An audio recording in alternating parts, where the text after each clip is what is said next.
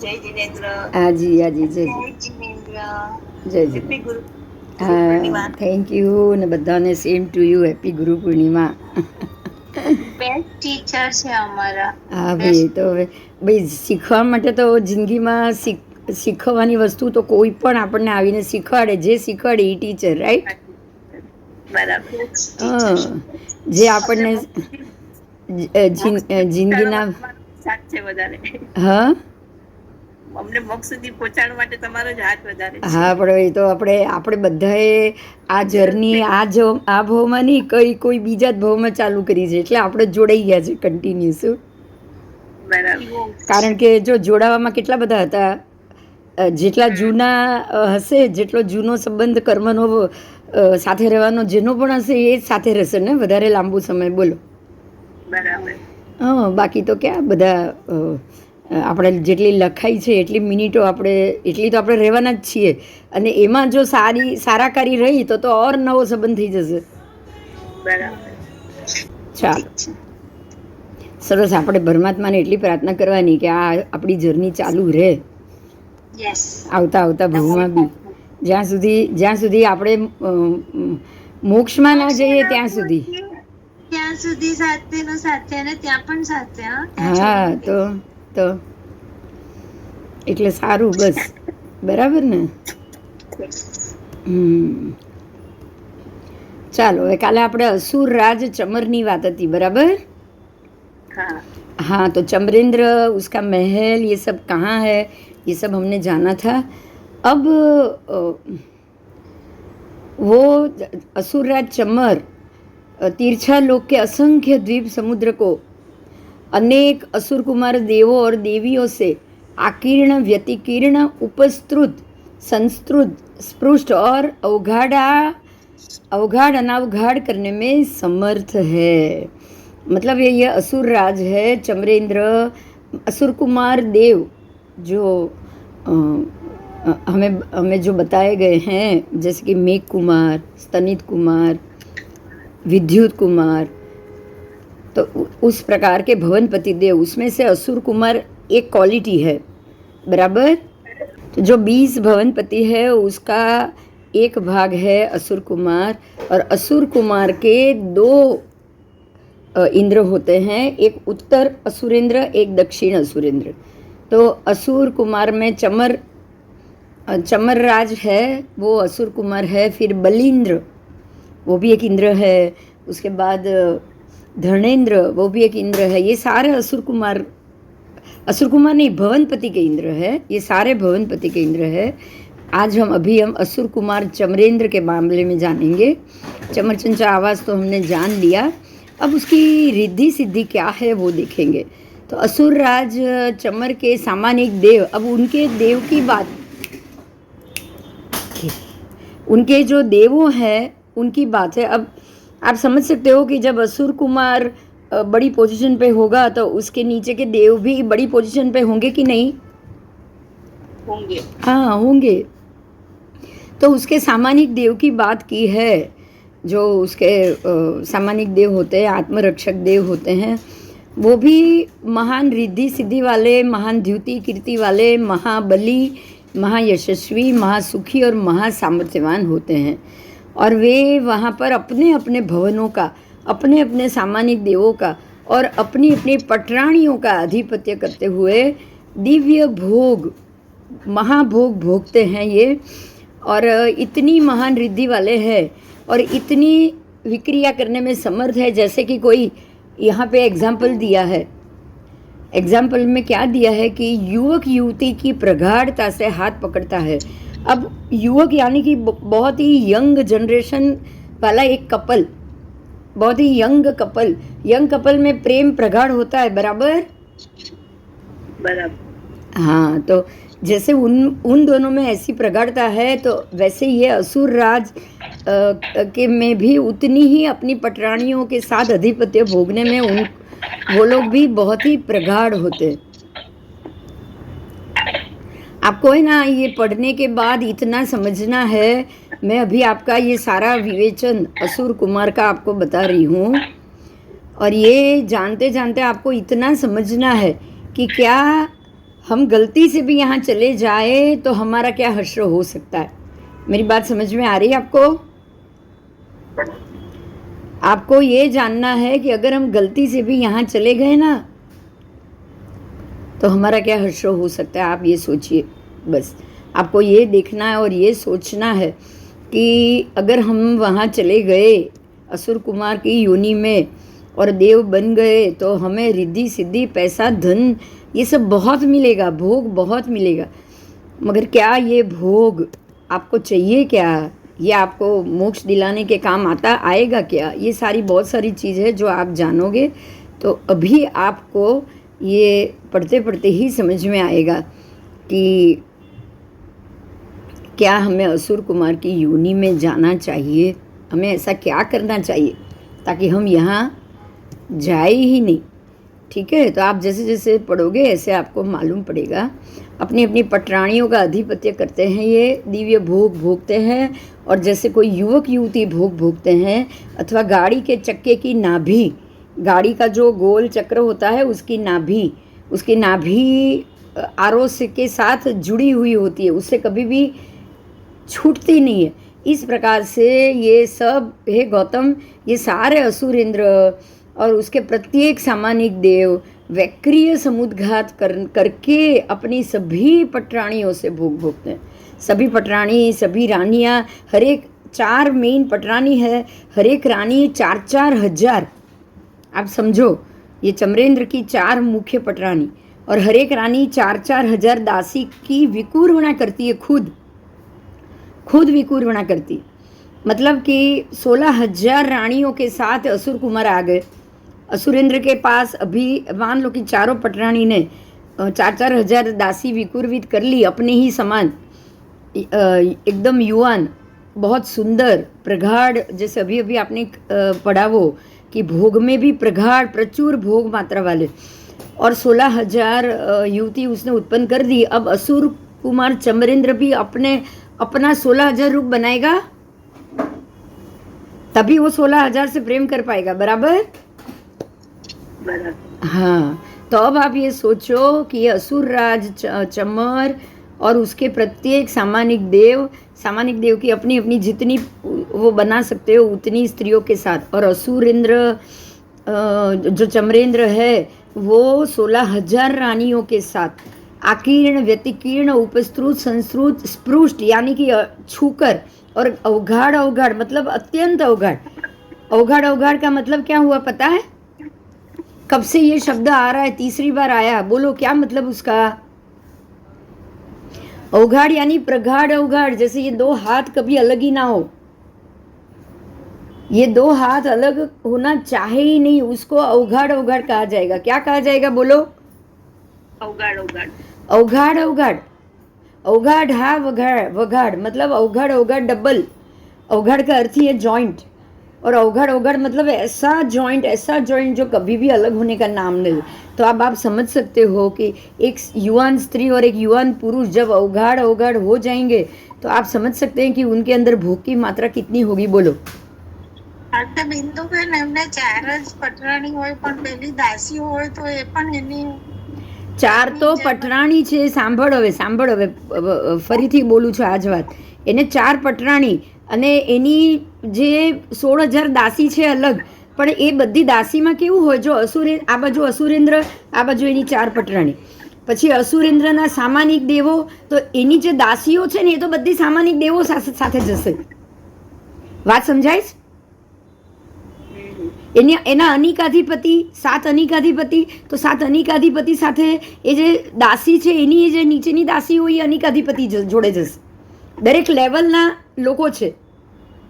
પહેલા લેવલમાં અસુરેન્દ્ર, એની 4 પટરાણી, પછીના લેવલમાં સામાનિક દેવ, તો એ જે 4 પટરાણી છે એની દાસી 16,000, પછી એની નીચે અનિકાધિપતિ, તો એ દાસીઓની નીચે જે દાસીઓ હોય ને એ એમ એક લેવલ સાથે હોય। હવે જે 4 પટરાણી છે પોતે 16,000 દાસી, પોતે 16,000 રૂપ પોતે વિકુર્વણ કરે છે। દરેક પટરાણી 4,000 રૂપ વિકુર્વિત કરી શકે, 4,000થી વધારે નહીં। હવે સમજાય છે ગણિત?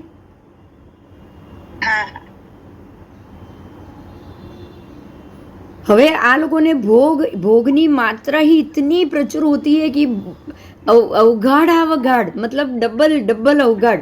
अब देखो वो गाड़े की चक्की बोला है, गाड़े का चक्का, गाड़े का जो बीच में चक्का होता है सारा आरा उसके साथ कैसे जॉइंट होता है, कितना भी गाड़ा चले वो चक्के के अंदर से गाड़े का एक भी वो जो लकड़ी है वो बाहर आता है क्या? नहीं। मतलब ये हुआ कि कितने भी साल निकल जाए वो गाड़ी का चक्का ऐसे फिट किया हुआ है अलग से, ऐसा नहीं कि उसका अंदर का ही पूरा भाग है। चक्का कभी अखंड नहीं होता है, बराबर?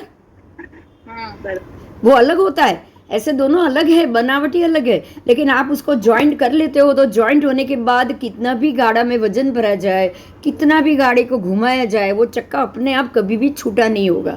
तो यहाँ परमात्मा ने चक्के की उपमा दी है कि चक्के की नाभि के अरों के जैसे, नाभि और आरा जैसे अवगाढ़ हो जाते हैं, अवगाढ़, इसी प्रकार से ये सारे देव देवियाँ विकुर्वित रूप करके एक दूसरे से ऐसे अवगाढ़ हो जाएंगे।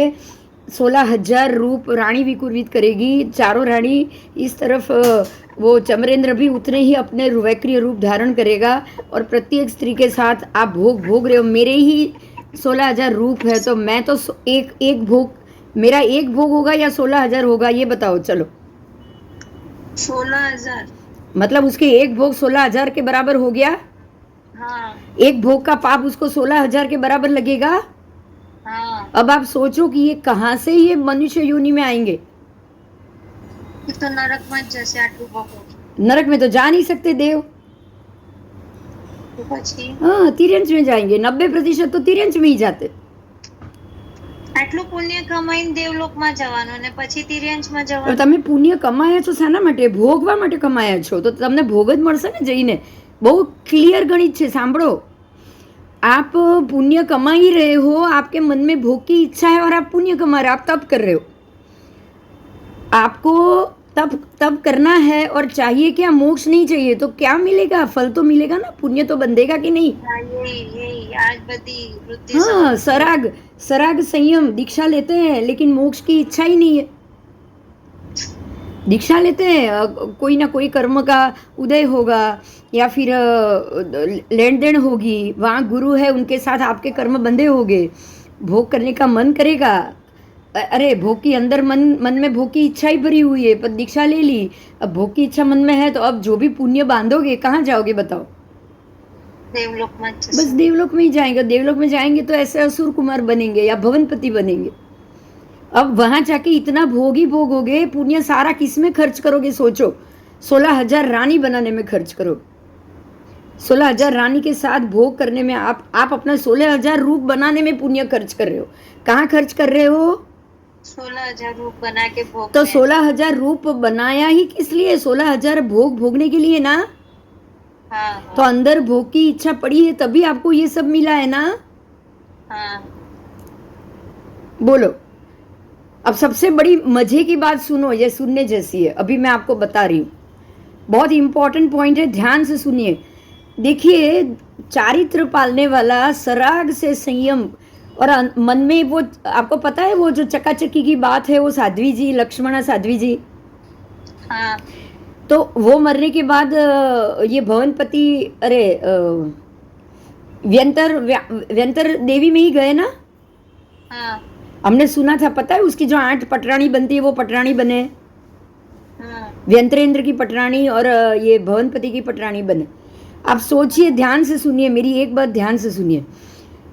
दीक्षा, वो भव में दीक्षा ली, चारित्र का पालन किया, पर जो चकाचकी के भोग करते हुए देख के उनको खुद को भोग करने की इच्छा हुई और वो भोग का प्रायश्चित नहीं लिया। इच्छा ही हुई है, प्रायश्चित नहीं लिया है।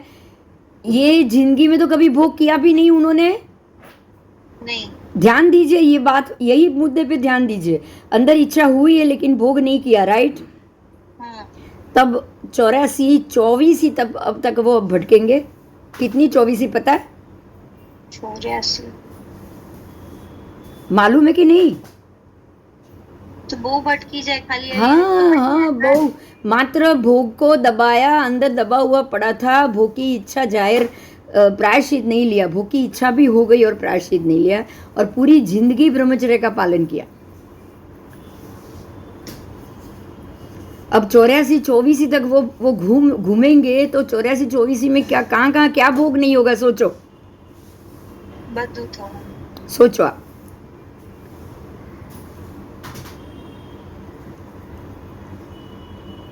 कुछ कैलकुलेशन समझ में आ रहा है? और एक और रानी की बात है, अभी मैं आपको ये भोग की बात आ रही है ना, इसलिए याद दिलाती हूँ।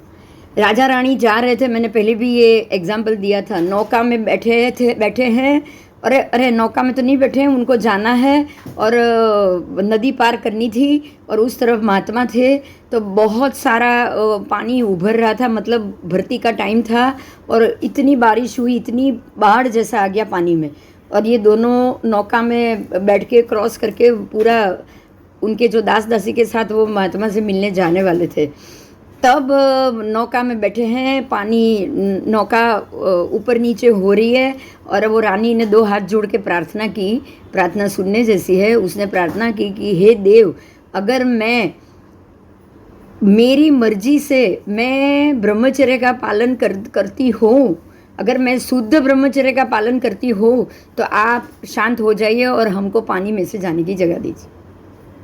और सच में ऐसा हुआ, पानी शांत हो गया और नौका चली, वो लोग महात्मा के पास पहुँच के राजा के मन में शंका हुई। अब ध्यान से सुनो, राजा ने तो ये सुना, दोनों पति पत्नी साथ में, राजा तो जानता है कि रानी तो कोई ब्रह्मचर्य का पालन कर नहीं रही है, राजा के साथ ही भोग रही है, तो राजा को तो सरप्राइज होगा कि नहीं, बताओ? होगा। तो राजा ने जाके वहाँ जो भगवंत थे ना, जो साधु महात्मा थे ना, उससे पूछा, वो केवली भगवंत है, उनसे पूछा कि भाई मुझे एक बात समझ में नहीं आ रही है, गुरुदेव के हम आपसे मिलने के लिए आ रहे थे, रास्ते में ये हुआ, रानी ने ये बात बोली कि भाई अगर मैं मन से ब्रह्मचर्य का पालन कर रही हूँ तो आप ये पानी मुझे रास्ता दे, और पानी ने उसको सच में रास्ता दिया। तो मुझे तो पता है कि रानी ब्रह्मचर्य का पालन नहीं कर रही है, मेरे साथ वो सुख तो भोग ही रही है, तो फिर रानी ने ऐसा क्यों कहा? और सच में जो हुआ जो है वो भी देव ने रास्ता कैसे दे दिया? तब मुनि ने बताया कि वो सिर्फ तुम्हारी इच्छा पूरी कर रही है, बाकी उसके मन में बिल्कुल भी इच्छा नहीं है भोग करने, वो सिर्फ तुम्हारी इच्छा पूरी करने के लिए तुम्हारे साथ भोग रही है। अब आप ध्यान से सुनो, तब राजा ने कहा क्या ऐसे भी ब्रह्मचर्य का पालन हो सकता है? तब केवली भगवत ने कहा कि जब व्यक्ति अपनी मर्जी में अंदर इच्छा करके बैठे ना भोग की, बात समझ में आ रही है? हाँ। वो खुद भोग की इच्छा करती रहे तो ही उसको उसका दोष लगेगा। अगर वो सामने वाले की इच्छा को वो समर्पित हो रही है और खुद चाहती है कि मुझे ये भोग नहीं चाहिए, तो उसको उसका भोग करने का कोई फल उसको प्राप्त नहीं हो। उसकी मर्जी होनी चाहिए कि ये मुझे नहीं चाहिए। अब देखो, ये दोनों एग्जाम्पल मैंने दिया, ये इसके ऊपर कोई भोग का समीकरण कोई चढ़ नहीं रहा है पाप, लेकिन उसके ऊपर नहीं करते हुए भी चढ़ा। कुछ समझ में आया? क्योंकि सोच में वही था, और वो बने हैं व्यंतरेंद्र की पटरानी। अब आप समझ सकते हो कि व्यंतरेंद्रिय की पटरानी बने हैं, तो जो अंदर भोग की इच्छा थी वो भोग खत्म करने के लिए उसको व्यंतरेंद्र की जो 1,00,000 पल्योपम की आयु है, उतनी आयु तक वो व्यंतरेंद्र की पटरानी बनने के लिए बनी है, तो अपने ही 4,000 रूप उसको बनाने पड़ेंगे रोज, और वो 4,000 रूप से उसको भोग देना पड़ेगा। बोलो, करना पड़ेगा। इसका कारण क्या? मन में इच्छा रखी। हाँ, मन में इच्छा दबी हुई और भोग किया भी नहीं, भोग नहीं किया और मन में इच्छा रखी। अगर भोग हो गया होता तो मन में इच्छा दबी रहती? ये भी सोच लो। चलो, नहीं। अगर भोग कर लेते तो रहती नहीं। अब इसी में तीसरा एग्जाम्पल, आज हम भोग का ही एग्जाम्पल सुनेंगे। आपको ये पता है वो नंदीशेण मुनि, हाँ, नंदीशेन मुनि, उनको भी नहीं करना था भोग, उनको दीक्षा लेनी थी, मोक्ष में जाना था। भगवान महावीर स्वामी ने कहा कि तेरा संसार बाकी है। संसार बाकी है मतलब अभी तो तुझे भोग करना बाकी है, शरीर से वासना का भोग करना बाकी है, तू अभी दीक्षा नहीं ले सकता। लेकिन उन्होंने नहीं बात मानी, बराबर। उन्होंने बोला मैं ब्रह्मचर्य का पालन करूंगा, मेरा भोग कैसे बाकी है, मैं नहीं करूंगा, मैं भोग बिल्कुल नहीं करूंगा और मैं दीक्षा लूंगा। उन्होंने दीक्षा ली और जैसे ही सामने वो वेश्या आई और उसने बोला कि भाई यहाँ तो अर्थ लाभ दो, तो वो सीधे वस्त्र पात्र छोड़ के उसके साथ 10 साल तक रहे और उन्होंने भोग भोगा। अंदर बाकी था ना, इसलिए। अगर ये भी मान लो कि उन्होंने नहीं भोगा होता तो क्या होता, तो वो भी हाँ वो भी। अब है ना, हमको ये समझना है कि ये बात जब वो दिमाग से सोच के बैठे थे फिर भी क्यों भोग भोगा। देखिए ध्यान से सुनिए। और इन्होंने दिमाग में भोग की इच्छा की लेकिन इन्होंने नहीं भोगा। इसका कारण भी क्या, तो नंदीशेन मुनि का चरम भव था, कोई कर्म बाकी नहीं था, इसलिए उन्होंने दीक्षा वेश छोड़ा और संसार भोगा, बराबर। और इनका लक्ष्मण साध्वी जी का 24 का संसार बाकी है, तभी उनको ये ख्याल नहीं आया ना। तो कर्म ही करा रहा है ना, ऐसा कौन करा रहा है, ये कर्म ही करा रहा है। कि इन्होंने प्रायश्चित लिया भी तो भी दूसरे के नाम से लिया, उन्होंने लिया पर दूसरे के नाम से लिया। कि अगर ये किसी और ने सोचा हो तो उसको क्या फल आएगा, क्या प्रायश्चित आएगा, और वो प्रायश्चित भी किया है उन्होंने, मगर किसी दूसरे के नाम से किया, अपने नाम से नहीं किया। मगर आपको है ना सीधा कर्म का हिसाब समझना है। नंदीशेन मुनि को कोई भी संसार बाकी नहीं था, चरम भव था, तो भोग तो भोगे बगैर तो उनका भव खत्म होगा ही नहीं, बराबर। तो भोग उन्होंने दीक्षा छोड़ी, 10 साल तक वो भोग भोगे, वेश्या के साथ रहे। 10 साल के बाद जैसे ही कर्म खत्म हुए वो वापस अपने दीक्षा के रूप में आ गए और उसी भव में मोक्ष गए। कर्म बाकी हो, सामने भोग का समय आए तो शांति से उसको भी खत्म करो, तो आपको कोई नया कर्म नहीं चढ़ता है। ये एग्जाम्पल यही समझाता है। बात समझ में आ रही है? हाँ।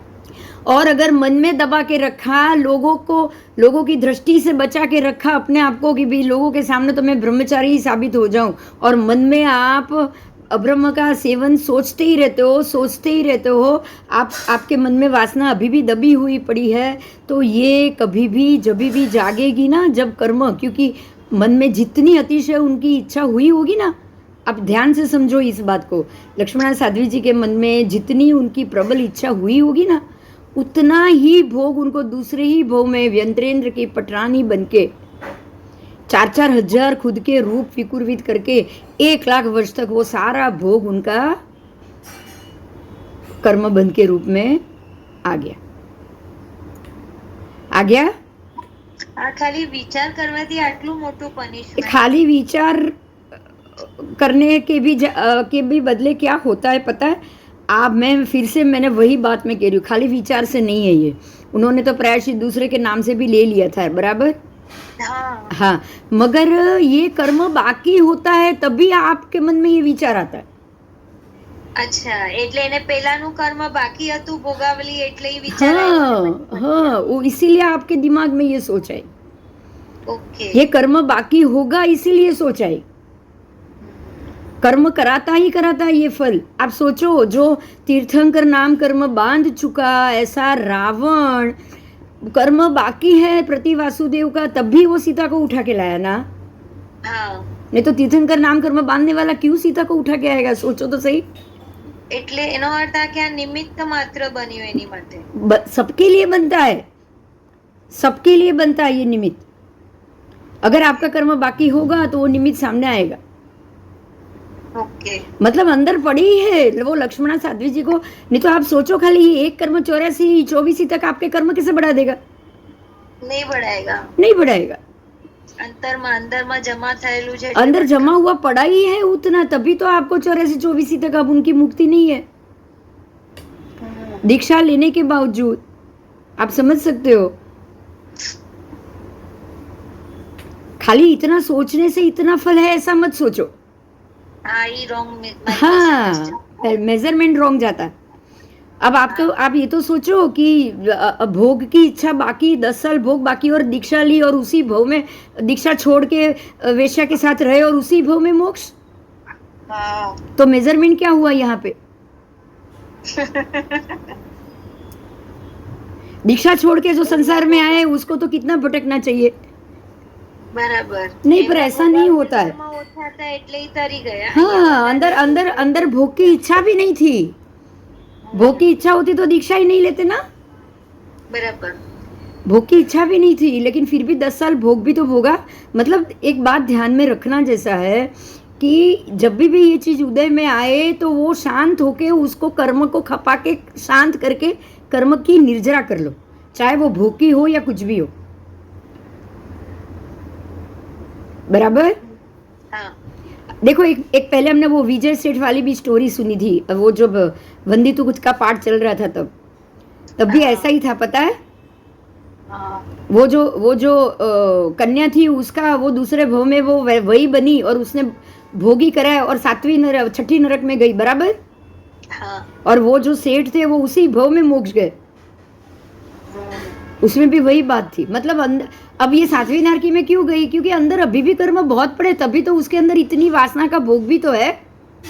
બરાબર आपके मन में अगर ऐसी कोई भी सोच आएगी तो समझ लेना कि ये उसके कर्म का उदय है। अब मेरी एक बात और ध्यान से सुनिए। अगर कभी कोई व्यक्ति, युवती या पुरुष ऐसा मिल जाए, दिखे अपने आसपास या अपने दोस्तों में या कहीं भी, तो भी आपको यही सोचना है कि भाई उसके कर्म का उदय है।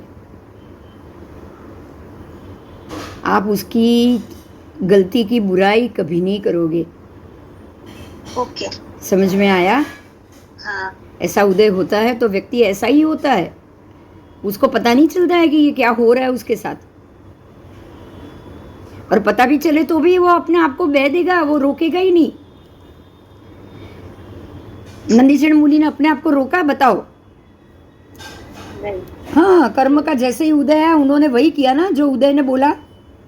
हाँ हाँ, कर्म के उदय में जो आया उन्होंने वही किया। नहीं तो दीक्षा लेकर साधु बने हुई व्यक्ति क्यों वेश्या के घर जाके रहेगी? बोलो। नहीं रहेंगे वो जाएगी ही नहीं। तो अब ये भोग की बात एक समझ में आ गई। मन में भोग की इच्छा दबी हुई हो, कितना भी तप करो, कितना भी पुण्य बांधो, पर ये जो दबी हुई इच्छा या अंदर का कर्म का भोग करना बाकी, तो ये आपके ऊपर की पुण्य को, जितना भी वो दीक्षा लेकर बैठे हैं, जितना भी उन्होंने पुण्य बांधा है, वो सारा पुण्य के कारण वो भोग 10 गुना भोग कराना है, तभी आप ये पुण्य बांध रहे हो। उनको वो व्यंत्रेंद्र की पटरानी बन के 4000 रूप विकुर्वित करके जो एक पल्यपम की आयु है उतना भोग करना है, तो उनको दीक्षा लेके उतना ही ज़्यादा पुण्य वो कमाएंगे कि नहीं कमाएंगे? बताओ, उल्टा सोचो। कमाएंगे तो कमाएंगे ही कमाएंगे, नहीं तो वहाँ कैसे पहुँचेंगे? नहीं पहुँच पाएंगे। और अब आप ये अब ये अगला स्टेप सोचिए कि 4-4 हजार रूप करके आप एक पल्यपम तक 4000 व्यक्ति को, क्योंकि सामने भी तो 4000 है रूप, हाँ तो 4000 व्यक्ति के साथ आपका रोज का भोग हो रहा है एक पल्यपम तक, तो अब इनका कर्म आगे कहाँ तक पहुँचेगा? बहुत डेंजर से ही तो बोलो। अब गलती से भी यहाँ जाना है? ना गलती से भी व्यंत्रेंद्र बनना या उनकी पटरानी बनना या ये करना चाहते हो? सोचो। नहीं तो आपको अभी दिमाग में क्या डालना पड़ेगा? भोग की मर्यादा शांत हो जाए, अंदर कोई इतना भोग का प्रकोप, भोग, ये भोग प्रकोप के रूप में है। कौन से रूप में है? अवघाड़ा अवघाड़ है ये, डबल अवघाड़ वाला, ऐसी मुट्ठी जो कभी खुले ही नहीं। तो ये वाला भोग अपने अंदर से अगर है तो शांत हो, और भोग अभी भी भोग जितने हो उतने खत्म होते जाए। मुझे अभी नया भोग या नए भोग के पीछे नहीं जाना है, मुझे मोक्ष के पीछे जाना है। आप ये बात अभी से अपने दिमाग में डालना शुरू करें। बराबर? बराबर। तो डालोगे तो क्या होगा? नंदीशण मुनि जैसा होगा। हाँ, कि धीरे धीरे जब तक आपका अंतिम समय आए तब तक चाहे चाहे ऐसे ही भोगना पड़े कि भी दीक्षा ली थी, छूट गई, वेश्या के साथ 10 वर्ष रहे, लेकिन वापस दीक्षा में आए और उसी भोग में मोक्ष गए, ये चलेगा, ये चलेगा। हाँ, पर वो आप पूरी जिंदगी आप यही बराबर उल्टी है चीज, आप इसलिए मैं आपको ये 2 एग्जाम्पल दे रही हूँ। लक्ष्मणा साध्वी जी ने भोग की इच्छा होने के बावजूद भी बाद में भोग नहीं किया, उन्होंने पूर्ण रूप से दीक्षा का पालन किया, प्रायश्चित भी किया, लेकिन अंदर जो कर्म पड़ा हुआ है वो 84-24 का, और भोग की प्रबल इच्छा के कारण वो पहुंच गए कहाँ? यंत्रेंद्र। बराबर। आओ चलो। એ બિંદુબેન, હા બોલો.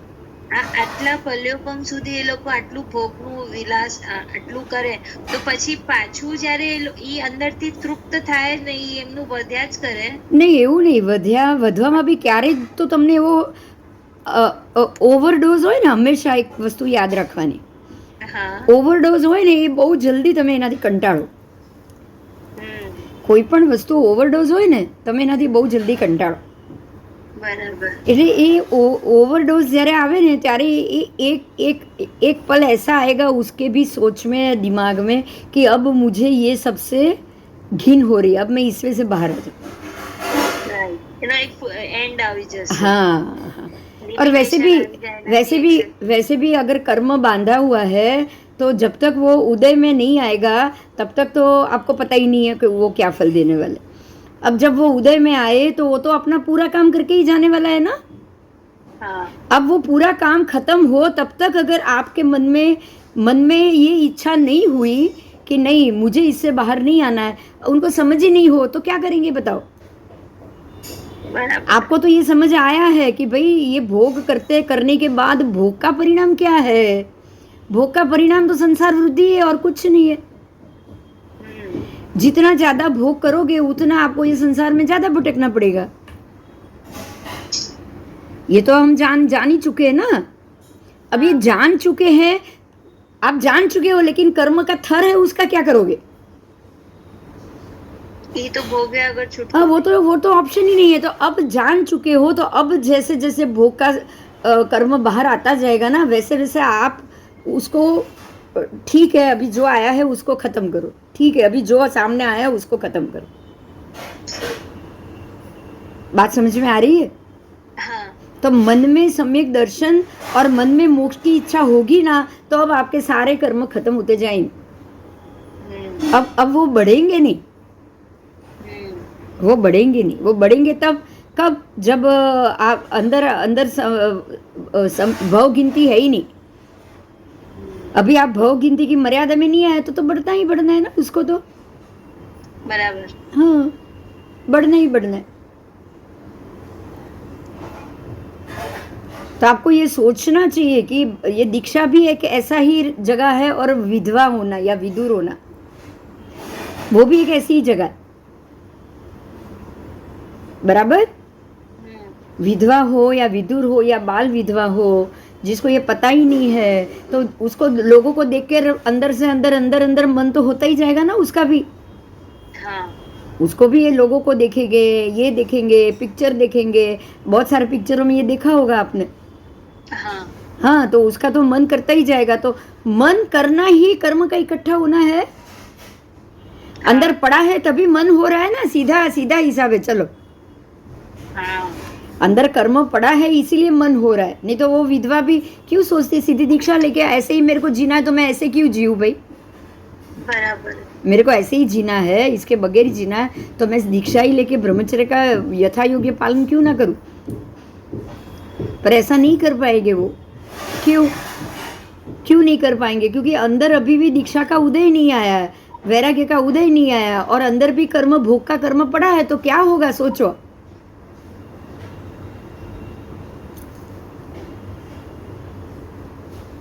और एक बात ध्यान से सुनिएगा, ये बहुत इंपॉर्टेंट है. देवलोक में जाने के लिए मनुष्य भव में आपको भोग बंद होगा ही होगा. ये बहुत इंपॉर्टेंट पॉइंट है.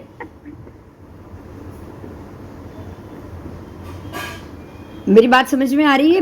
ये अगर आपने ब्रह्मचर्य, आजीवन ब्रह्मचर्य का पालन किया और बहुत ही कम मनुष्य भोग में बहुत ही कम भोग किया है, तो जरूर आप देव योनि में जाओ।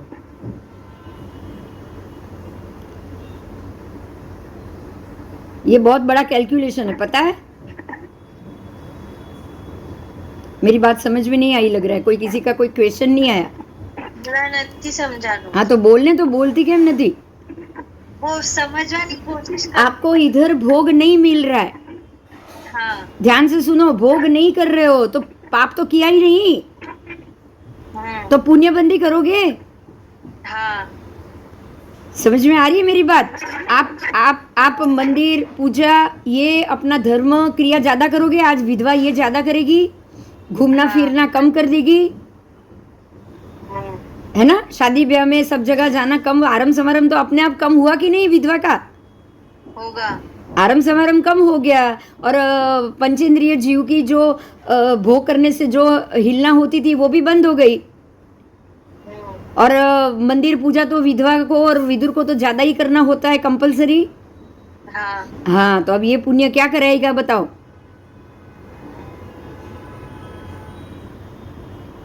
आप देवलोक में ही जाओगे ना? हाँ. हाँ. और अंदर जो दबी हुई इच्छा पड़ी है उसका क्या होगा?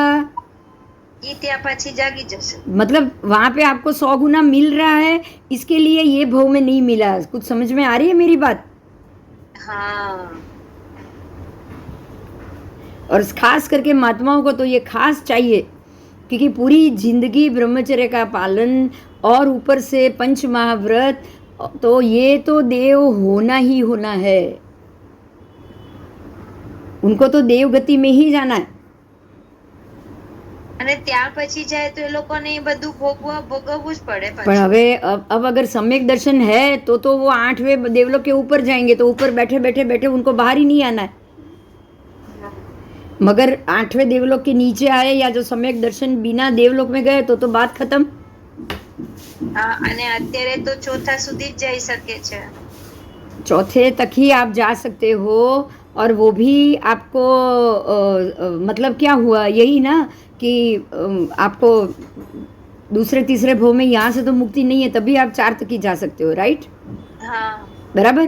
तो 4 तक गए तो भोगी भोगे, हाँ. भोगी भोगे। तो क्या होगा? क्या होगा बोलो? 4 गुना भोग करेंगे ना यहाँ से जाने के बाद। यहाँ कुछ नहीं किया आपने, यहाँ कुछ नहीं किया, वहाँ जाके भोगेंगे. हाँ वहाँ 4 अगर गुना। अंदर सत्ताમાં હશે તો ભોગવશે ને. अरे सत्ता में पड़ा, यही तो समझो, सत्ता में पड़ा है ना इतना भोग करना, तभी आप ये जन्म में कुछ नहीं कर रहे हो। अच्छा. आप ये जन्म में कुछ नहीं कर रहे हो। वहां जाने के लिए देखो, आपको दूर पहुंचने के लिए एक बड़ी छलांग लगाने के लिए पहले शक्ति इकट्ठी करनी पड़ती है कि नहीं? हाँ. पत्थर को दूर भेजना है तो वो गुलेल में गोल गोल घुमाना पड़ेगा कि नहीं? पहले ही घुमाना पड़ेगा. ज्यादा घुमाओगे तो ही दूर तक जाएगा, बराबर? तो अब ऊपर दूर देवलोक तक जाना है तो आपको यहाँ क्या करना पड़ेगा? जोर से गोल गोल घुमाना पड़ेगा. मतलब आपको यहाँ ब्रह्मचर्य का पालन करोगे तभी वहां छूट मिलेगी पूरी, हाँ. क्योंकि वो पुण्य तो तभी मिलेगा, यहाँ ब्रह्मचर्य हो रहोगे तो ही ऊपर पुण्य मिलेगा। हाँ. ऊपर जाने का पुण्य कब मिलेगा ये बताओ? चलो, અહીંયા બ્રહ્મચર્યની એફડી કરાવશે તો ઉપર જશે. तो यहाँ ऐसे रहे तो जो भी भोग की इच्छा वाले हो, जो सम्यक दर्शनी नहीं हुए हैं और यहाँ दीक्षा ले या ब्रह्मचर्य का पालन करे या अन्य धर्म के मुनि जैसे बन के रहे, अन्य धर्म के मुनि को भी ऐसा है, कोई ऐसा सुख मिलता नहीं है, तब भी क्या होगा?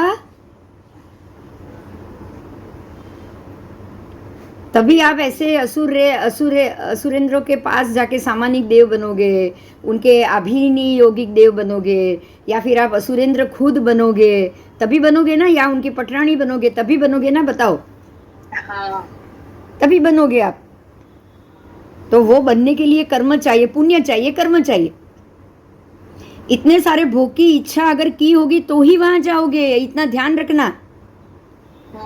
वहां जाके आप भोग नहीं करोगे तो भी चलेगा, ये नहीं मिल होने वाला।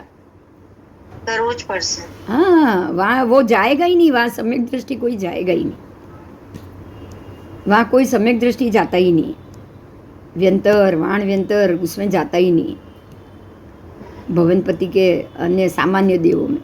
समझ में आया? હા, કેટલું બધું સમજવા જેવું છે. हाँ, तो अब क्या करना है, ध्यान से सुनो अभी। अब ये दूसरी बात भगवान बता रहे हैं कि ये असुरेंद्र, ये गौतम असुरेंद्र जो चमर है उसका प्रत्येक सामानिक देव, प्रत्येक देव, हाँ, तिर्यक लोक के असंख्य द्वीप समुद्र को अनेक असुर कुमार देवों और देवियों से आकीर्ण व्यतिकीर्ण, मतलब पूरे द्वीप समुद्र के सभी अनेक असुर कुमार देवों देवियों सबके साथ वो जाकर भोग करने के लिए, संतृप्त करने के लिए, स्पृष्ट यानी कि उसको स्पर्शित करने में समर्थ है। इसका मतलब क्या हुआ, कुछ समझ में आ रहा है? भगवान बेचारे बहुत अच्छे शब्द का यूज कर रहे।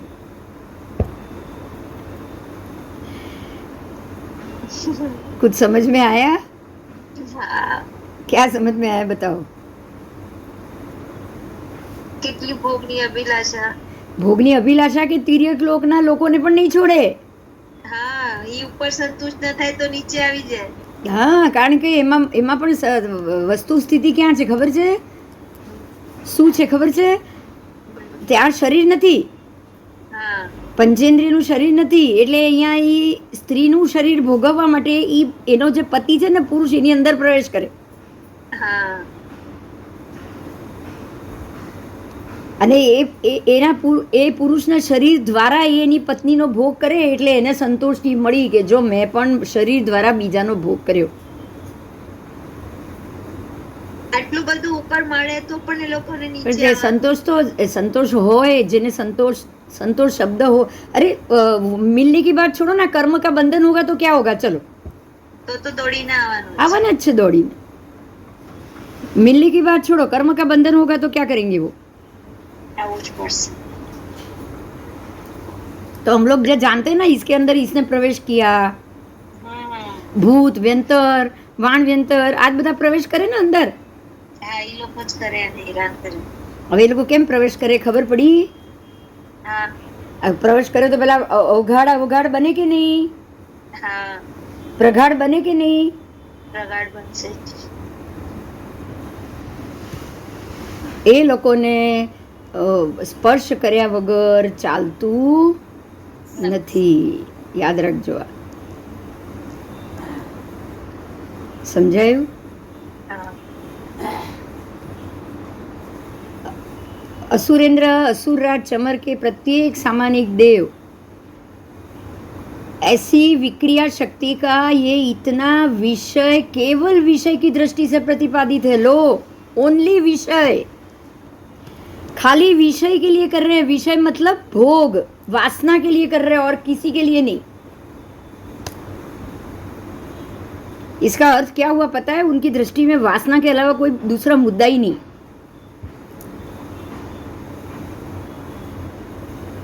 એ લોકોને બીજું કઈ કામ જ નથી. हाँ, ये इतना विक्रिया शक्ति का इतना विषय, विक्रिया करना, जो अपने इतने रूप धारण करना, उसका विषय केवल विषय की दृष्टि से। उन देवों ने क्रियात्मक रूप में ना तो कभी ऐसी विक्रिया की, ना करते हैं, ना करी। क्रियात्मक, समझायू? क्रियात्मक तो होगा ही नहीं, क्योंकि उनका शरीर ही नहीं है ऐसा। હા, हाँ, ठीक है, आओ। असुरेंद्र चमरराज, अब नया क्वेश्चन किया गौतम स्वामी ने। तो ये चमर के त्रायन त्रिशक देव असुर कुमार के जो उनके जो सर्वेंट देव होते हैं ना, नौकर देव कह सकते हो आप, दास देव कह सकते हो, वो त्रायन त्रिशक देव, उनकी भी रुद्धि कितनी है?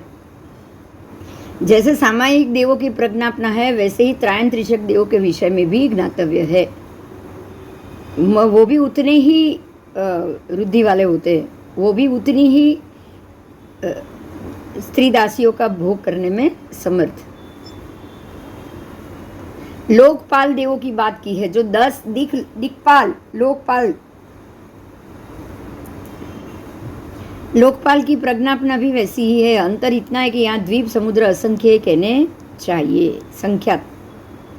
आओ, असुरेंद्र, असुर राज, चमर के लोकपाल। अब लोकपाल की बात की, उनके लोकपाल इतनी महान रुद्धि वाले हैं, इतनी विक्रिया करने में समर्थ है।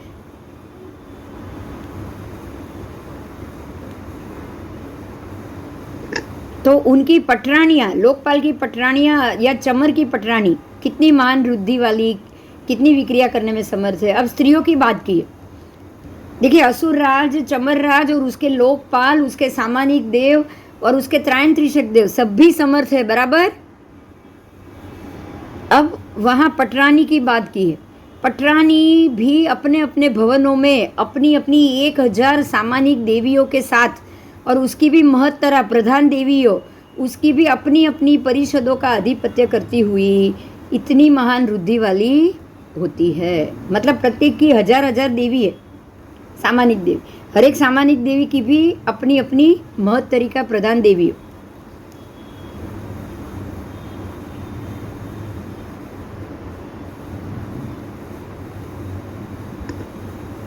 इस प्रकार असुर राज इतनी महान रुद्धि वाला है, और पटरानियों की वक्तव्यता भी यहाँ बताई है। अब ये विषय समाप्त हुआ, क्लियर हुआ? हाँ। हाँ। अग्निभूति ने बिना पूछे ही वायुभूति को ये सब बता दिया। वायुभूति का ये प्रश्न था, तो अग्निभूति ने ये सब बता दिया। अब समझ, आपको हमको ये समझना है इनके प्रश्नों के द्वारा कि अगर हम गलती से भी वहाँ तक पहुँच गए तो आप समझ लीजिएगा कि ये इतना भोग कराने के बाद या करने के बाद अगर मोक्ष की इच्छा नहीं है तो अब मतलब हम बोलेंगे ना, कितने भव तक तो आप तिर्यक योनि में भटकोगे कि नहीं, बताओ? भटकेंगे। अब 90% तिर्यंच योनि में जाते हैं, तो ये सब तो उधर ही जाने वाले हैं, आप ये समझ लो। देव गति में से 90% तिर्यंच में जाते हैं, खाली 10% है जो मनुष्य में आएंगे। बराबर है। ना देव बनेंगे ना नरक बनेंगे, 2 ही योनि है देव गति से, सिर्फ 2 योनि, 90% तिर्यंच में और 10% मनुष्य में। तो मनुष्य में तो 10% वही आएंगे ना जो सम्यक दर्शनी है। हाँ। बाकी तो सारे तिर्यंच में जाएंगे।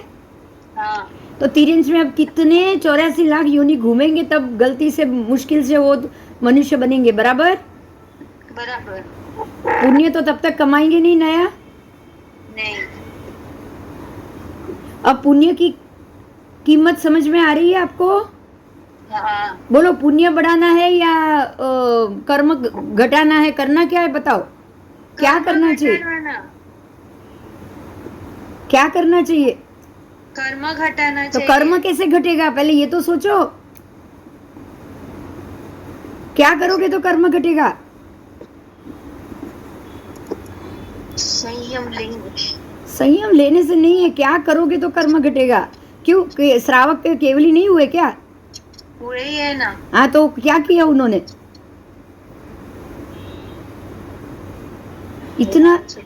इतना सारा पढ़ के बैठे हो, बोलो क्या किया? हाँ, नहीं, ये तो पुण्य बांधने की बात है। क्या करो तो कर्म नहीं घटे, कर्म घटे। वो तो तब करने के बाद भी तो आपका पुण्य बढ़ गया, तो खत्म, बात खत्म।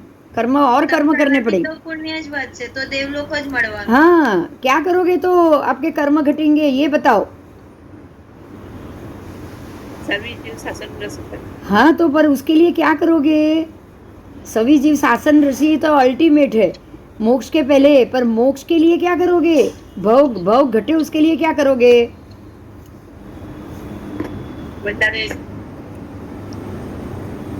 શું કરવાનું? इच्छाएं कम करेंगे। अच्छा, क्या करोगे बताओ? इच्छा कम करेंगे। इच्छा ही कम करनी पड़ेगी ना। इच्छा को मारना पड़ेगा ना, घटाना पड़ेगा ना।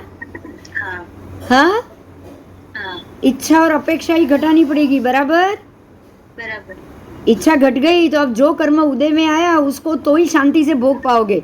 आपके अंदर इच्छा प्रज्वलित है तो आप कर्म खड़ा करोगे, आएगा नहीं, आप नया बनाओगे, बराबर। बराबर। प्लान करोगे, नया नया कर्म बांधोगे, नए नए प्लान करोगे तो क्या होगा? कर्म बंद होगा। लेकिन आप जो कर्म सामने आए उसको शांति से खत्म तब करोगे जब आपने अपनी इच्छा को जीरो कर दिया हो, बराबर। बराबर। मतलब ये मन आपको मन से ही, मैंने पहले भी बोला था, मनोबल, वचन बल और काय बल, जो तीन है ना, उसमें मन बल को खत्म करो सबसे पहले। किसको खत्म करोगे? मन बल। मन बल खत्म हुआ ना तो सीधे 4 घाती का क्षय हो गया, સમજીએ। મનનું મીટર ઝીરો કરવાનું છે। શું કરવાનું છે? મનનું મીટર ઝીરો। બાકી વચન કાયા તો અઘાતી 4 બાકી હોય તો એ ને એ ભવે મોક્ષ। મનનું મીટર ઝીરો કરી દીધું ને તો જ્યારે તો જ તમારા 4 ઘાતીનો ક્ષય થશે। અને 4 ઘાતીના જેવા ક્ષય થયા ને એ ને એ ભવે વચન અને કાયાને તમે ખતમ કરશો, સમુદ્ઘાત કરીને, કેવલી સમુદ્ઘાત કરીને। સમજાયું? હા। વચન અને કાયાના કર્મને કેવલી સમુદ્ઘાત કરી 14 રાજલોકમાં તમારા આત્માને પહોંચાડીને તમે એને ભોગવીને ક્ષણ માત્રમાં પૂરી કરી શકો છો। એના માટે કોઈ ભાવની જરૂર નથી। સમજાય છે આખું ગણિત? મનને કાબુ નથી કરવાનો પાછો। શું કરવાનું છે? સંભાવમાં। જો મન દંડ છે, મનને દંડથી કાબુ નથી કરવાનો।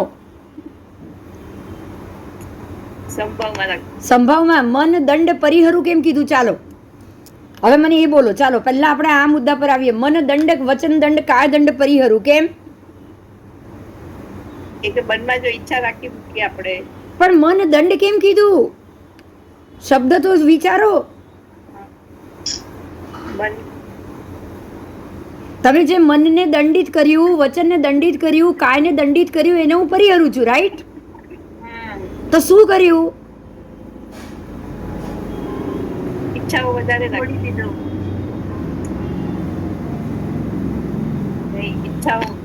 હા, ઈચ્છાઓ વધારે રાખી। ઈચ્છાઓ વધારે રાખીને તમે મનને દંડિત કર્યું કે નહીં? મનને દંડ ક્યારે મળશે? ચાલો, मन को दंड कब मिलेगा? मेरा ये काम बाकी, मुझे कल ये करना है, मुझे ये करना है, ये तो मैं कहे बगैर छोड़ूंगी ही नहीं। तो आप मन को क्या कर रहे हो? पनिशमेंट दे रहे हो कि नहीं? हाँ। और ऊपर से मन पे काबू भी ला रहे हो ना। हाँ। मतलब ये नहीं करना चाहिए, ये नहीं सोचना चाहिए, ये नहीं करना चाहिए, ये ऐसा नहीं करना चाहिए। आज एक विधवा हो या विधुर हो, कितनी मर्यादाएं लेकर बैठा है वो। साधु कितनी मर्यादा लेके बैठा है। अच्छा, ये मर्यादा तोड़ के वापस संसार में आया, 10 साल रहा, वापस दीक्षा ली, इसको दोष नहीं माना है, बराबर?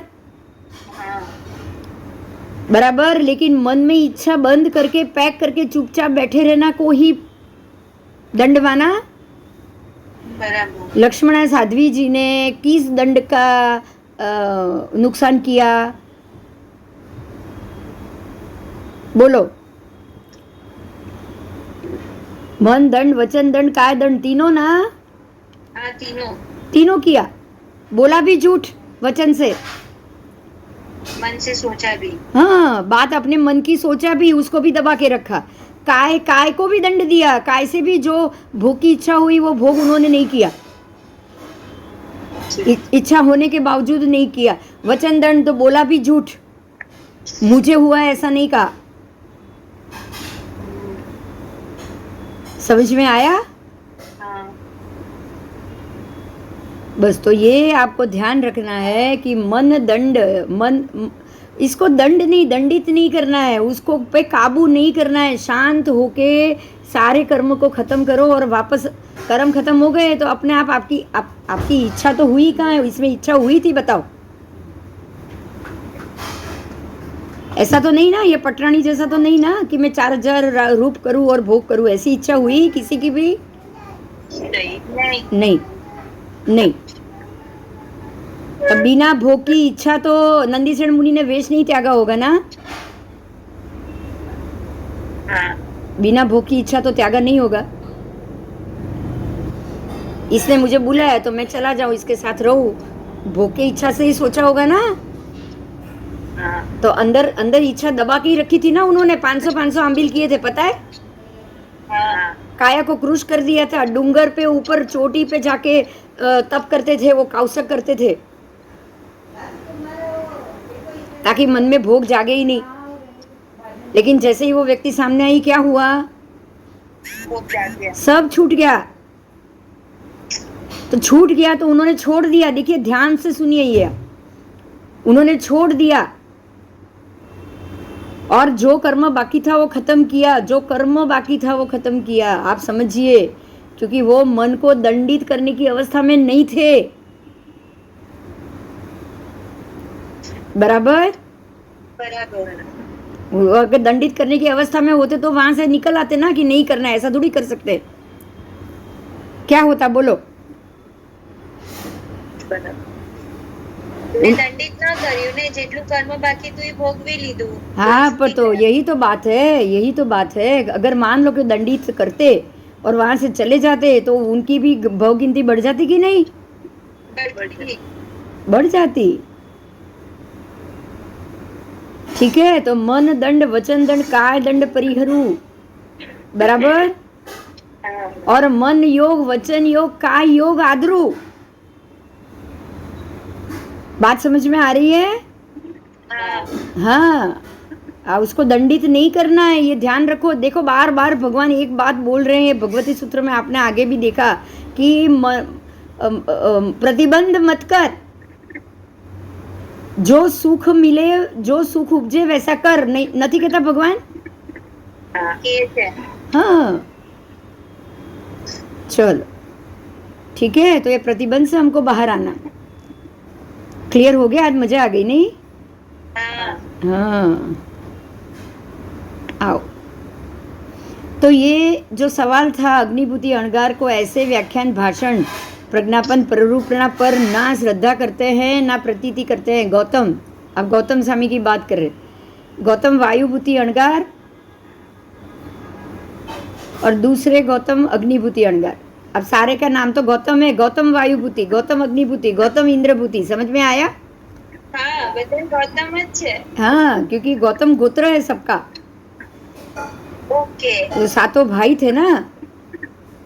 तो गौतम स्वामी નું નામ ઇન્દ્રભૂતિ, પછી અગ્નિભૂતિ, વાયુભૂતિ, પણ જે પ્રશ્ન પૂરે ગૌતમ પૂછ્યા એટલે જે 11 ગણધરે પૂછેલા એ પ્રશ્ન, હા, ખાલી ગૌતમ સ્વામી પૂછેલા એ નહીં। હા, બસ એટલે કોઈ બીજા પણ અગ્નિભૂતિ પૂછે તો પણ એ બોલે ગૌતમ જ ભગવાન। હા, દ્વિતીય ગૌતમ આવ્યું હતું ને આગળ?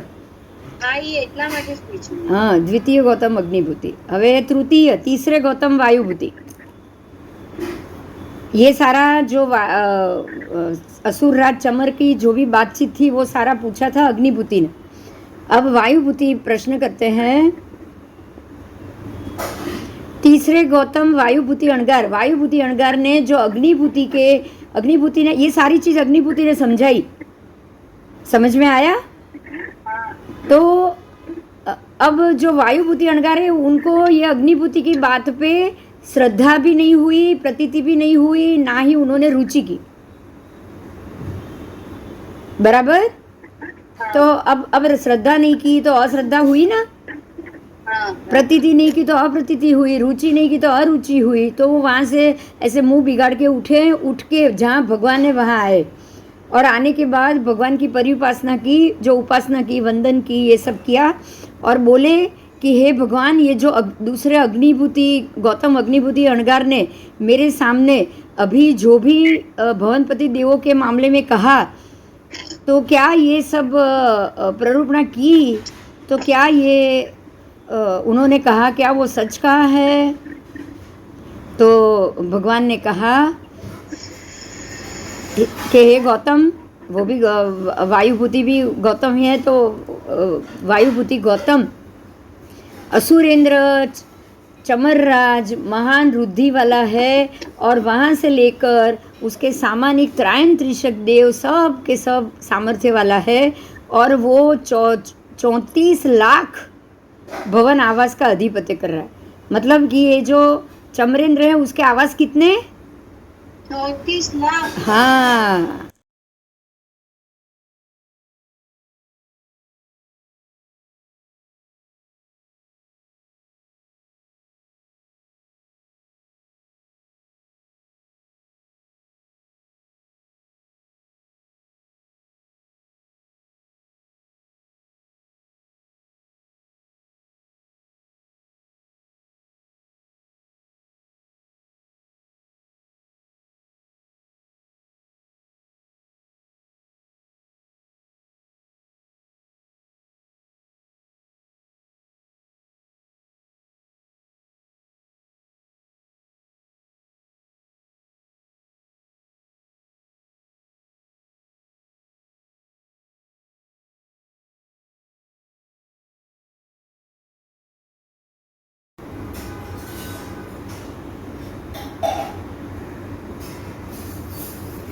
तो अब उन्होंने अग्निभूति की बात नहीं मानी थी, बराबर? वायुभूति ने थोड़ी देर पहले आया था ना, उन्होंने मुंह बिगाड़ा। हाँ, मतलब वो शब्द भी आया था कि उन्होंने अरुचि बताई, बराबर? हाँ, और अप्रीति भी बताई। मतलब पता नहीं ये बोल रहे लेकिन भरोसा नहीं है। तो ये सब किया, इसीलिए वो वापस गए अग्निभूति अणगार के पास और जाकर उन्होंने क्षमा याचना की, विनय पूर्वक बार बार अविश्वास किया उसके लिए। समझ में आया? वंदन नमस्कार किया, द्वितीय अग्निभूति अणगार के पास गए और उनको वंदन नमस्कार करके वो अर्थ जो उन्होंने बताया था वो सम्यक प्रकार से विनय पूर्वक बार बार क्षमा याचना की। अब देखो, ये बात इसीलिए बता रहे हैं कि अगर किसी ने सच बताया और आपने उसको उस समय नहीं माना, लेकिन जब भी आपको पता चले कि अरे इसने तो सच्ची बोला था और आपने उनका विनय नहीं किया है, तो आपको जाके उसका विनय करना चाहिए। करना चाहिए कि नहीं, बताओ?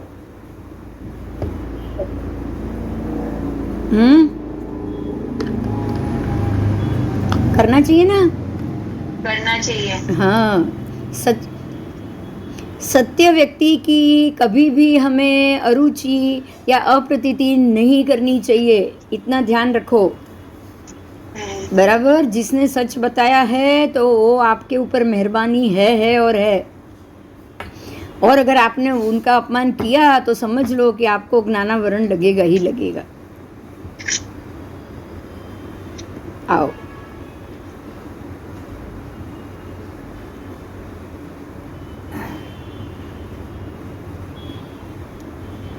अब गौतम स्वामी वायुभूति अणगार, द्वितीय अग्निभूति अणगार दिए तो हो गए, वो वहां आए। अब दोनों भगवान के पास आए, वायुभूति अणगार और अग्निभूति अणगार दोनों भगवान के पास आए और बोले कि हे भगवान, ये जो असुर राज चमर की जो इतनी रिद्धि सिद्धि है, इतनी विक्रिया करने में समर्थ है, तो क्या ये सच में वैरोचन यानी कि अब दूसरा असुर कुमार, ये तो चमरेंद्र की बात हुई, बराबर? अब ये बात आ रही है दूसरे, क्योंकि भवनपति तो 20 है ना, टोटल 20 इंद्र है, तो दूसरे इंद्र की बात की, वैरोचन राज बलि इंद्र की बात है। तो क्या उनका भी बिल्कुल ऐसा ही इसी प्रकार से वैभव है? तब भगवान कह रहे हैं कि बाकी सारी वक्तव्य तो एक ही जैसी है, जैसी चमर वक्तव्य वैसी ही बलि की है, लेकिन कुछ अधिक है। तो वो अधिक क्या है? तो अधिक जम्बू द्वीप वक्तव्य यहाँ अधिक है। इनके भवन 30 लाख है, उनके भवन ज़्यादा थे ना, 34 लाख भवन। 34 हाँ, यहाँ 4 लाख भवन कम है, इनके भवन 30 लाख और सामानिक देवों की संख्या 60 लाख।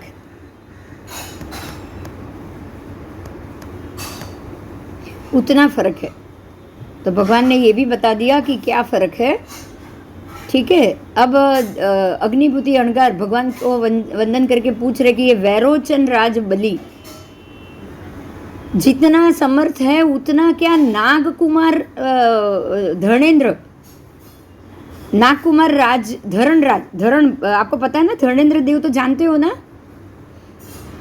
तो उसका नाम है नाग कुमार राज धरण, तो उनका कितना वैभव है।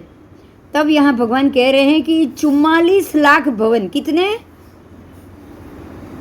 44 लाख। हाँ, 44 लाख भवन और 6000 सामानिक देव, 33 त्रायंत्रिशक देव, 4 लोकपाल, 6 सपरिवार पटरानी। उनकी पटरानी 6 है, कितनी? 6 पटरानी, 3 परिषद, 7 सेना, 7 सेनापति, 24,000 आत्मरक्षक देव। बस उनका उसमें से थोड़ा अलग हुआ, बराबर, पर इनकी रिद्धि ज्यादा हो गई, पटरानी भी ज्यादा हो गई, नाग कुमार देव की पटरानी ज्यादा हो गई। और जैसे कोई युवक युवती को प्रगाढ़ता से हाथ पकड़ता है, वैसे संपूर्ण जम्बू द्वीप और संपूर्ण संख्यात द्वीप समुद्र तक अनेक नाग कुमार और नाग कुमारियों से आकीर्ण करने में समर्थ है। देखो, आप लोगों को अब एक बात मैं बताना चाहती हूँ, आपने वो इच्छाधारी नाग नागिन की बात सुनी है कि नहीं? हाँ, ये जोड़ू साथे જ રહીએ, जोड़ू तो साथे रहे, पर इच्छाधारी ये संपूर्ण संख्यात द्वीप, जम्बू द्वीप जैसे संख्यात द्वीप समुद्र में जितने भी नाग कुमार नाग कुमारी बनके वो लोग विचरण कर भी रहे हैं और भोग भी भोग रहे हैं। तो अगर आपको कहीं भी ऐसे जो हम बोलेंगे ना इच्छाधारी नाग नागन मिल जाए ना, जो कभी मनुष्य का रूप ले ले, कभी नाग नागन का रूप ले ले, तो वो यही देव हुए कि नहीं हुए, बताओ? यही हुए ना। असुर कुमार, व्यंतर, त्रायंत्रिशक देव, यही हुए ना इनके। और नाग कुमार, नाग योनि में सबसे ज्यादा वासना होती है, पता है? कोई जानता है ये? हाँ, उसका वासना का प्रमाण सबसे ज्यादा होता है नाग योनि में। ये तो क्रोध सौથી વધારે करे। नहीं, वो तो क्रोध, जो क्रोध ज्यादा करेगा उसको राग ही ज्यादा होगा कि नहीं? अच्छा, એટલે એની બઈ વસ્તુ વધારે પ્રમાણ। हाँ, उनको राग उतना ही ज्यादा होगा।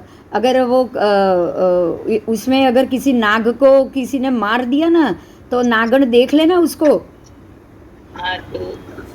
तो हाँ, ढूंढ ढूंढ के, तो ये वासना ज्यादा है तभी ना, राग ज्यादा है इसीलिए ना।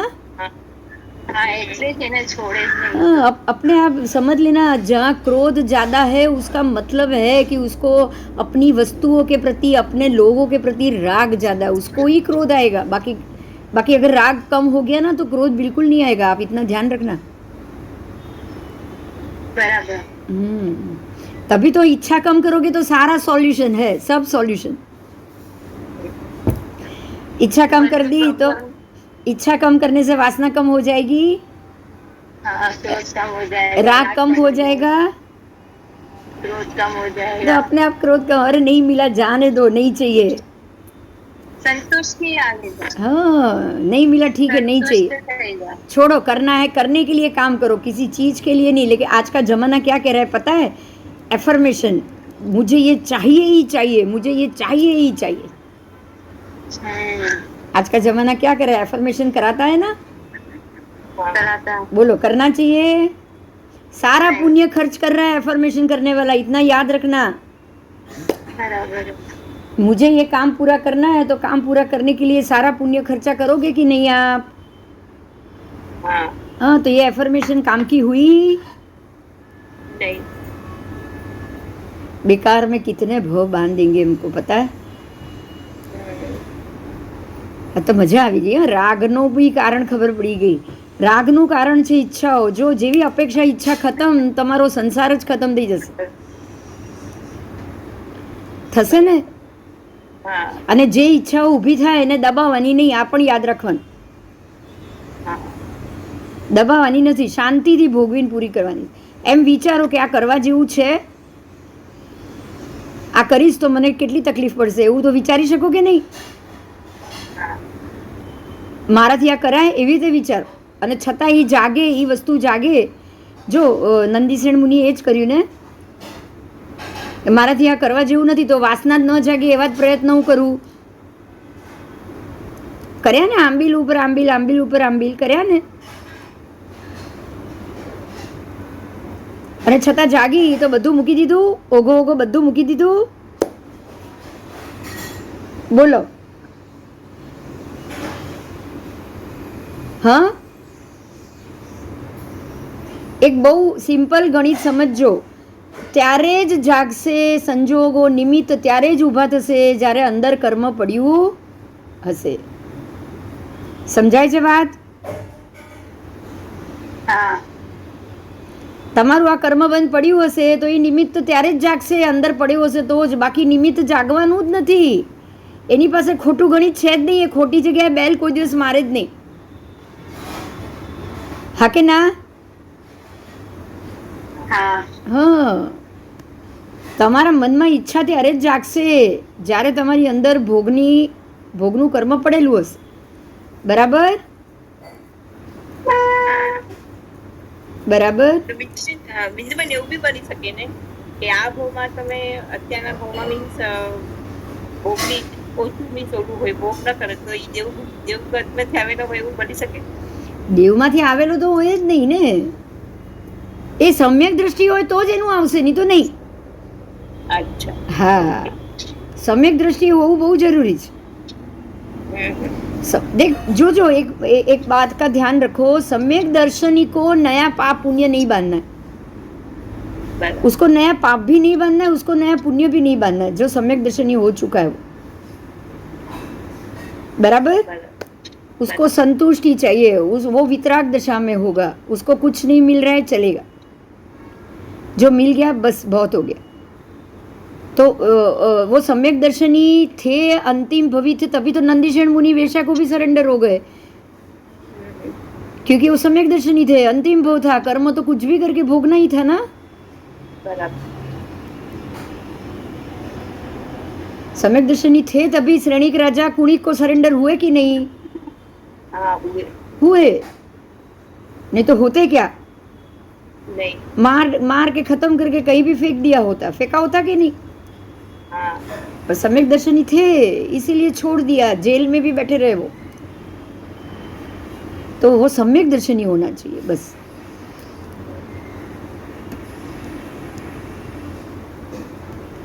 आओ,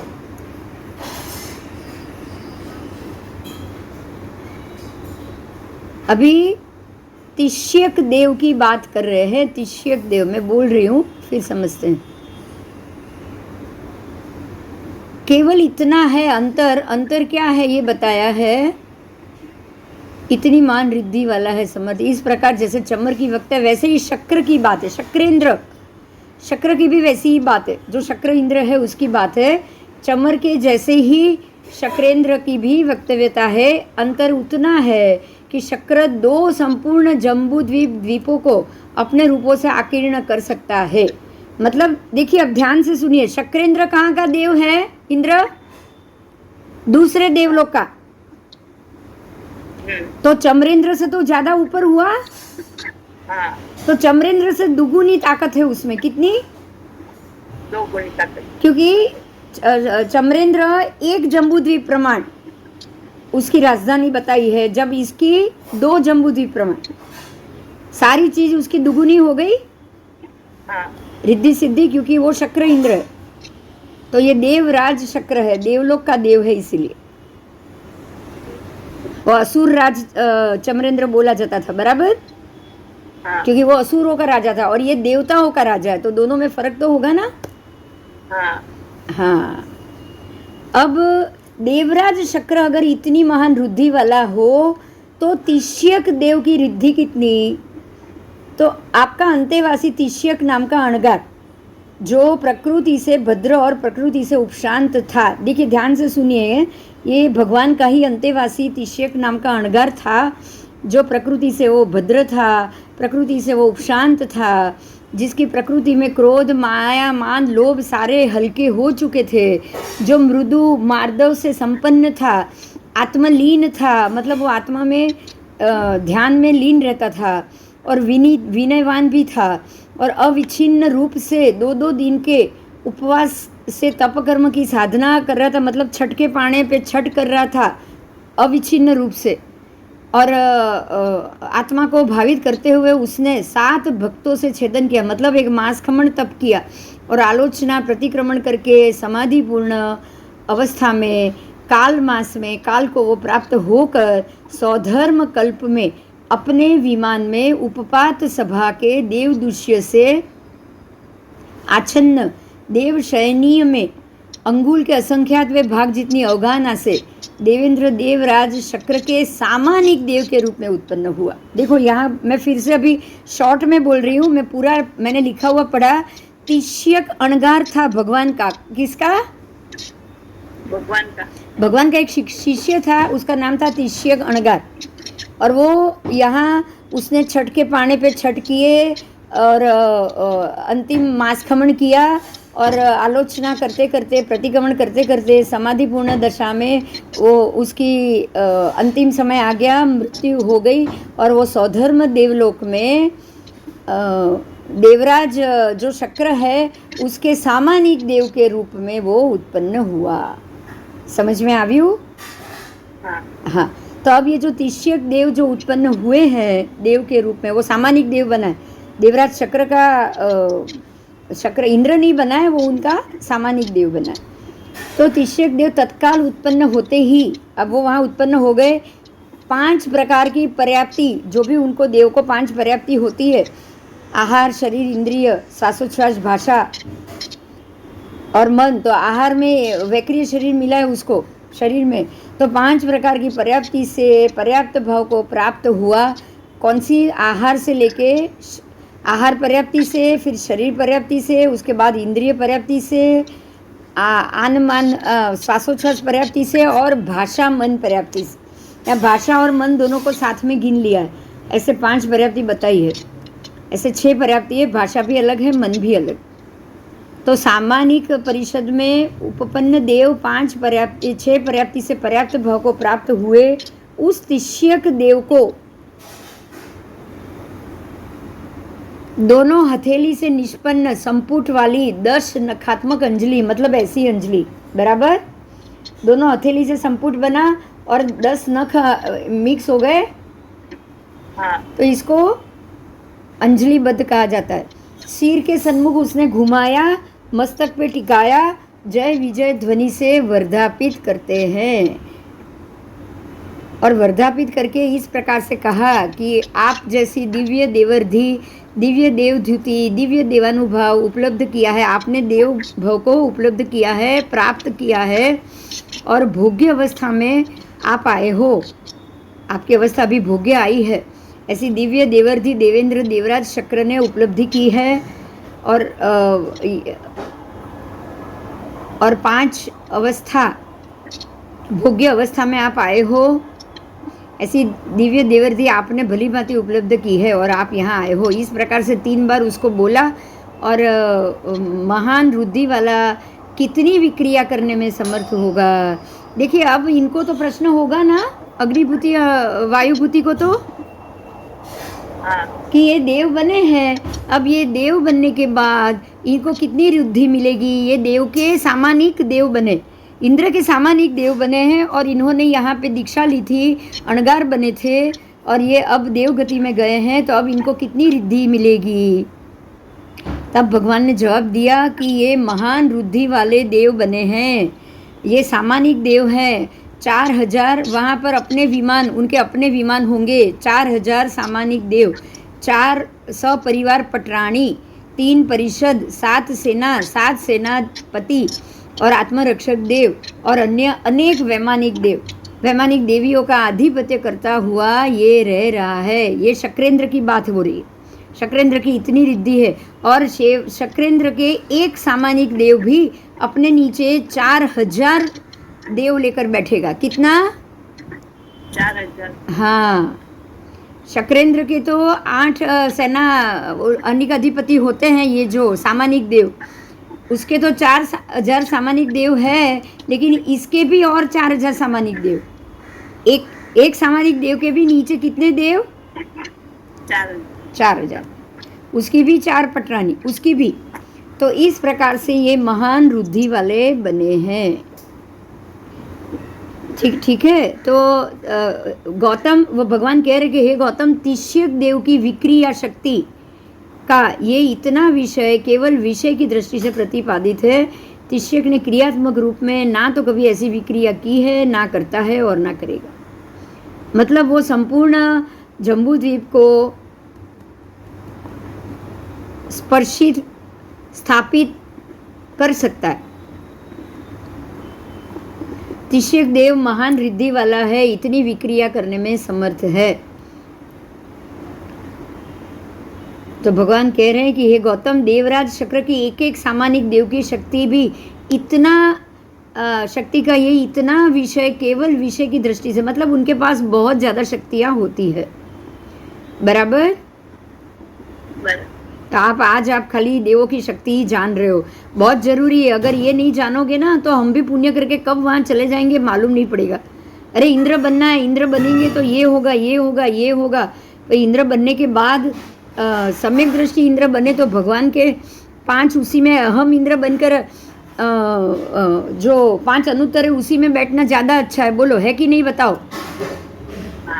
हाँ, इंद्र बनने के बाद इधर उधर का इंद्र बन के तो कोई फायदा ही नहीं है ना। नहीं तो पॉसिबल જ નથી। પોસિબલ નથી એવું નથી, છે આપણા બનેલા જ છે ને। આપણે ઇન્દ્રના ઐરાવત હાથી બન્યા છે ને કંઈ, સુદર્શન શેઠ। હા, એવું કંઈક છે ખરા। પોસિબલ તો છે જ ને। તમે હવે સમ્યક દ્રષ્ટિ તમે તપ કરો ને, સમ્યક જો હવે આ જ અણગાર હતા, સામાનિક દેવત બન્યા ને, ચલો અણગાર જ હતા ને, છઠના પાણે છઠ તપ કરતા હતા, પણ સંસાર બાકી હતો એટલે સામાનિક દેવ બન્યા। સમજાયું? હમણાં સંસાર બાકી ન હોય અને ભવ ઓછા હોય, બીજે ત્રીજે ભવે જ મોક્ષ હોય તો પછી સીધા ઉપર જ ગયા હોત ને 10મા 12મા દેવલોકમાં જ। જે એકાવતારી પદ્માવતી માતા છે જ ને, અત્યારે એકાવતારી જ છે ને। હા, એ 12મા દેવલોકમાં જ છે ને પદ્માવતી માતા। જો બન્યા હોત તો તમે ત્યાં જ ગયા હોત, જો આપણ। એટલે હવે કોને કેટલા ભવ બાકી છે આપણને ખબર જ નથી ને। એ પ્રમાણે તમને મળે છે। તમારું પુણ્ય અને પાપ એ પ્રમાણે કામ કરે છે, કેટલા ભવ તમારા બાકી છે। બરાબર। અંદર કેટલા કર્મ બાકી છે એના ઉપર નક્કી કરે।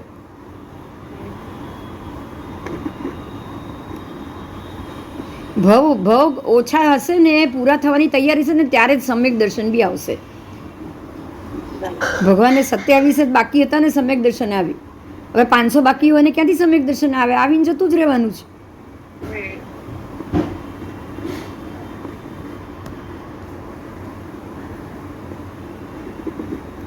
इसी प्रकार सनत कुमार, હવે અત્યારે સૌધર્મ આવ્યું, હવે શક્રેન્દ્ર આવ્યું। બરાબર। સૌધર્મના જ શક્રેન્દ્ર છે, યાદ રાખજો। સૌધર્મેન્દ્રનું જ બીજું નામ શક્રેન્દ્ર છે। બરાબર। સૌધર્મેન્દ્ર અને શક્રેન્દ્ર, શક્ર એટલે ઇન્દ્ર। તો સૌધર્મેન્દ્ર અને શક્રેન્દ્ર એક જ। હવે ઉપર એની ઉપર ઈશાનેન્દ્ર, તો ઈશાનેન્દ્ર અને શક્રેન્દ્ર બી એક જ થયા ને। हाँ, तो ईशानेन्द्र ने सौधर्मेंद्र नु एक सरखू होय बद्दू ज, पटरानी, उनका वैभव, ये सब। लेकिन ये पहला दूसरा देवलोक, अब तीसरा चौथा में अलग होगा ना। हाँ, तो अब सनत महेंद्र की बात आ रही है। सनत कुमार और महेंद्र, तो अंतर उतना ही है। देखिए, हमारे नीचे के जो इंद्र थे, भवन पर असुर कुमार इंद्र, वो एक जम्बूद्वीप प्रमाण बताया गया था, आकीर्ण करना। बराबर। वो एक जम्बूद्वीप को आकीर्ण कर सकते थे। सौधर्मेंद्र और ईशान इंद्र 2 जम्बूद्वीप प्रमाण को आकीर्ण कर सकते थे। बराबर। उनके 2 जम्बूद्वीप आएंगे। अब आएंगे, आप ऊपर जा रहे हो तीसरे चौथे देवलोक में, सनत महेंद्र, उनके 4 जम्बूद्वीप प्रमाण। कितने? 4 जम्बूद्वीप। तो अब उनकी शक्ति बढ़ गई।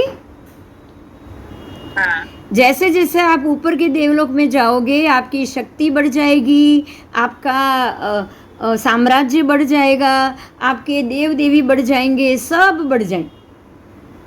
और जैसे जैसे ऊपर जाओगे ऐसे सम्यक दर्शन भी बढ़ जाएगा। हाँ, इतना ध्यान रखना। हाँ, इतनी शुद्धि बढ़ेगी। ઉપરના દેવલોકમાં તો દેવ દેવી નથી ને દેવી. हाँ, देव देवी नहीं है, पर वो तो पहले दूसरे देवलोक में आ जाते हैं, वो उनकी देवियों को। ऐसा नहीं है कि वो भोग नहीं करते। हाँ, पहले दूसरे देवलोक की देवियों को लेकर ऊपर बुला लेते, नहीं तो लेकर भाग भी जाते हैं वो। आप सोचो कि उनमें कितनी भागाभागी होती होगी, सोचो। हाँ शक्ति तो है ही, सामर्थ्य तो है ही। जो बलवान वो दूसरे की जैसे बीवी को लेके भाग जाए, ऐसे वो देवियों को लेके। यहाँ तो देवी कोई पत्नी तो है नहीं, देवी है ना, हाँ पत्नी तो है नहीं, बराबर। બરાબર. हाँ, तो देवी को तो लेके वो जा ही सकते हैं। यहाँ कोई कौन सी पत्नी पति पति व्यवस्था आएगी, बताओ। એટલે એક દેવ કેટલી પણ દેવીઓ લઈ આવવાની, એક દેવીનો કેટલા પણ દેવતાઓ. हाँ, अब ध्यान से एक बात और सुनो। ये संस्कार कहाँ पाड़े उन्होंने?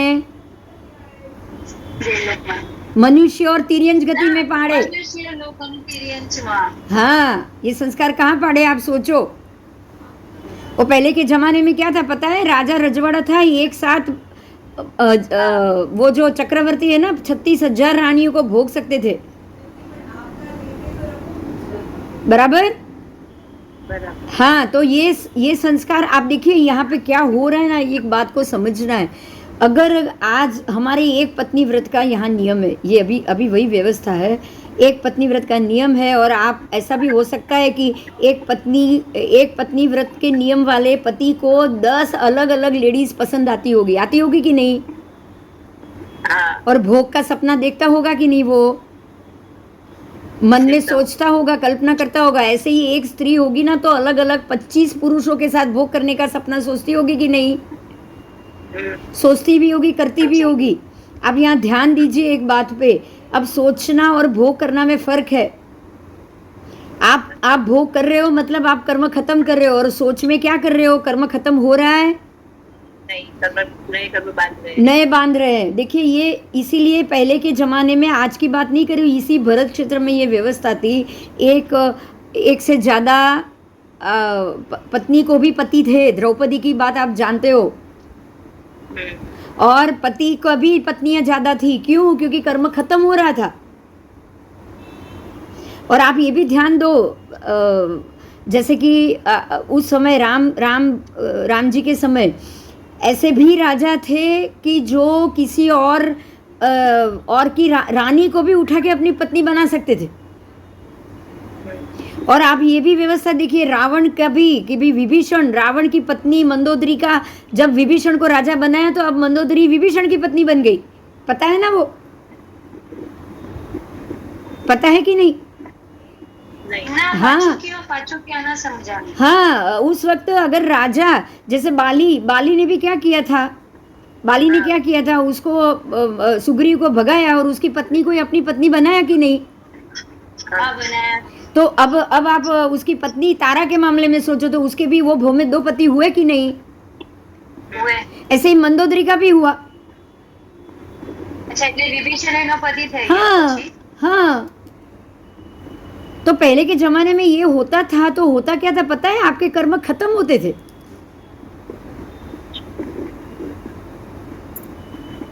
कर्म खत्म होते थे।